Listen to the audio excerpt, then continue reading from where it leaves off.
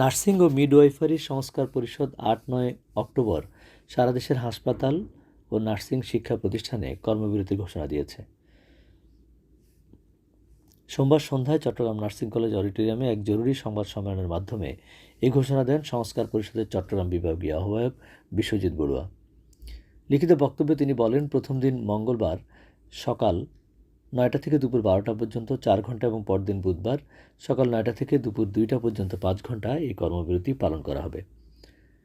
বিভিন্ন দাবি জানিয়ে তিনি বলেন, নার্সিং ও মিডওয়াইফারি অধিদপ্তর ও বাংলাদেশ নার্সিং এবং মিডওয়াইফারি কাউন্সিল থেকে সব ক্যাডার প্রত্যাহার করে যোগ্য এবং অভিজ্ঞদের পদায়নের দাবিতে এই কর্মবিরতির ডাক দেওয়া হয়েছে।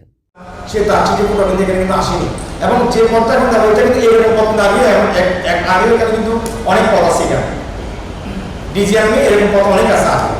বাট আমাদের যে চাহিদা, আমরা যেভাবে চাচ্ছিলাম যে আমাদের নার্সরা মানে পদোন্নতি বঞ্চিত না হোক এবং তার চাকরির পয়সা তাকে সম্মানিত করা হোক। কিন্তু দেখা যাচ্ছে তার যে চাকরির যে পদোন্নতি যেটা সে সিনিয়র স্টাফ থেকে শুরু করছিল, সে 30 বছর বলেন 27 বছর বলেন, সে এখন সিনিয়র স্টাফ এন্ট্রি পোস্টে রয়ে যাচ্ছে।